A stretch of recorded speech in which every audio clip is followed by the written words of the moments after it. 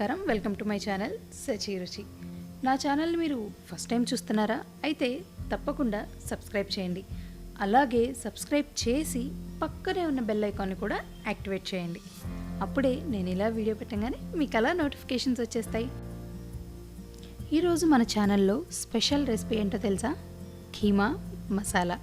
అది కూడా ధాబా స్టైల్లో, అండ్ అది కూడా మన ఇంట్లోనే ఎలా తయారు చేసుకోవాలో నేను మీకు ఇప్పుడు చూపిస్తాను. ఇది రోటీస్లో కానీ, మనకి bagara rice, plain vegetable pulao అలా చాలా బాగుంటుంది. ముందుగా ఒక ప్రెషర్ కుక్కర్ తీసుకోవాలి. అందులోకి ఒక 1/2 kg కీమా. దీన్ని బాగా వాష్ చేయాలి. ఉప్పు పసుపు వేసి ఒక 2-3 టైమ్స్ వాష్ చేయాలి.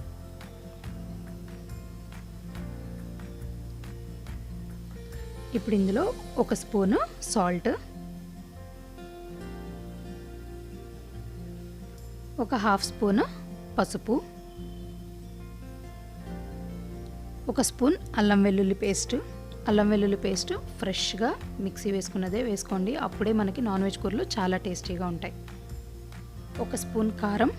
ఇది పచ్చి కారం అండి, కూర కారం కాదు. ఒక మీడియం సైజు ఉల్లిపాయ పెద్ద ముక్కలుగా చేసుకొని వేసుకోవాలి. ఒక ఫుల్ నిమ్మకాయ తీసుకొని దాని రసం తీసుకోవాలి. అలాగే ఒక స్పూన్ వరకు ఆయిల్. ఇవన్నీ వేసి బాగా మిక్స్ చేసుకోవాలి. వాటర్ యాడ్ చేయాల్సిన అవసరం ఉండదండి ఇందులో మనకి బాయిల్ చేసుకోవడానికి. ఎందుకంటే మనం కీమాని వాష్ చేసేటప్పుడే ఆల్మోస్ట్ వాటర్ అంతా వెళ్ళిపోయినా కానీ కొంచెమన్నా వాటర్ ఉంటుంది, అదే వాటర్ సరిపోతుంది. ఇప్పుడు దీన్ని స్టవ్ మీద పెట్టేసుకొని ఒక 5 విజిల్స్ వచ్చే వరకు ఉడికించుకోవాలి. 5 విజిల్స్ వచ్చాయంటే మనకి మెత్తగా ఉడికిపోతుంది. తర్వాత మనకి కర్రీ చేసేటప్పుడు ఎక్కువ టైం పట్టదు.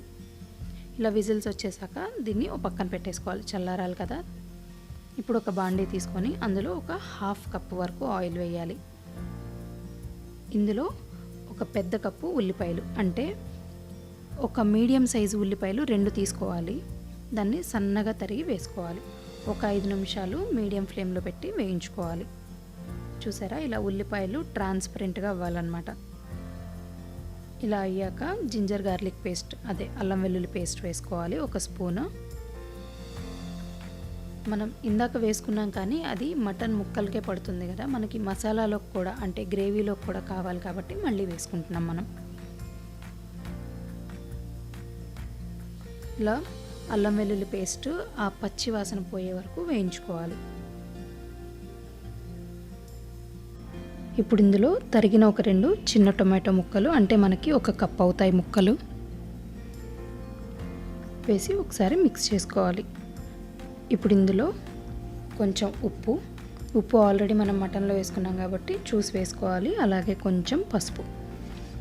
మనకి ఆల్రెడీ ముక్కలలో వేసుకున్నాము మసాలా అంతా, కానీ మళ్ళీ మనకి గ్రేవీలో కూడా కావాలి కాబట్టి కొంచెం చూసుకొని వేసుకోండి, మరి ఎక్కువ అలా కాకుండా. ఇప్పుడు కొంచెం అంటే 1 స్పూన్ ధనియాల పొడి. ఇది ఇలా వేగుతూ ఉండగానే స్టవ్ మీద ఇలాగే ఉంచి ఇందాక మనం పక్కన పెట్టుకున్నాం కదా కుక్కర్, ఆ కుక్కర్ విజిల్ తీసి కీమా ఉడికిందో లేదో చూద్దాం. చూసారా, చాలా మెత్తగా ఉడికిపోయింది చక్కగా. మనం ఒక్క చుక్క వాటర్ కూడా పోయలేదు, కానీ కీమా ఉడికిపోయి ఇంకా ఎక్స్ట్రా వాటర్ కూడా వచ్చాయి చూడండి. చక్కగా ఉడికిపోయింది. ఇప్పుడు వాటర్ కొంచెం కూడా రాకుండా ఆ కీమాని, ఉడికిన కీమాని ఈ మసాలాలో వేసుకుందాం. ఆ వాటర్ పక్కన పెట్టుకోండి, మనం లాస్ట్లో గ్రేవీ కోసం యూజ్ చేసుకోవచ్చు.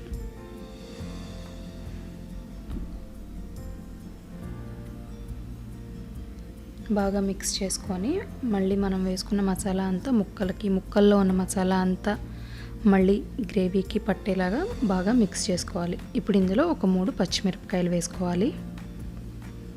అలాగే మీ రుచికి సరిపడా కారం. ఆల్రెడీ కారం వేసుకున్నాము కాబట్టి చూసి వేసుకోండి. మనకి నాన్ వెజ్ కూరలు తినంగానే ఘాటుగా అనిపించాలి, అంతేగాని కారంగా నోరంతా అనుకునేలాగా ఉండకూడదు. అప్పుడే మనకి చాలా టేస్టీగా ఉంటాయి నాన్ వెజ్ కూరలు ఏవైనా కానీ.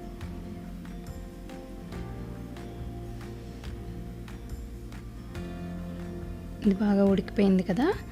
ఇప్పుడు ఇందులో ఇందాక మనం పక్కన పెట్టుకున్నాం కదా వాటర్, ఆ వాటర్ అంతా వేసుకోవాలి. ఇంకా మనం ఎక్స్ట్రా వాటర్ ఏమీ యాడ్ చేయాల్సిన అవసరం ఉండదు, ఈ వాటరే సరిపోతుంది మనకి.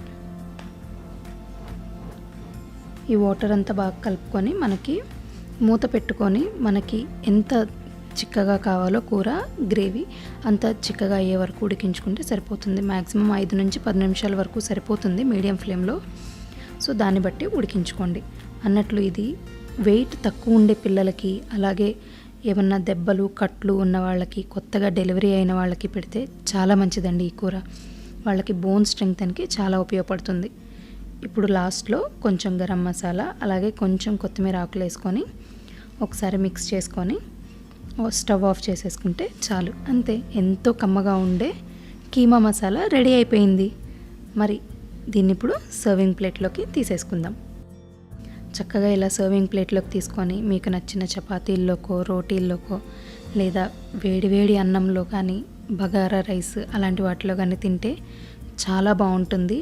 అండ్ ఒక్కసారి తిన్నారంటే అసలు వదిలిపెట్టరు మీరు. ఈసారి ఇలా ట్రై చేయండి.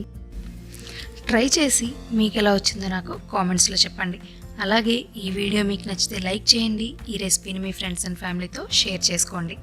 అన్నట్లు నా ఛానల్ని మాత్రం సబ్స్క్రైబ్ చేయడం మర్చిపోవద్దు.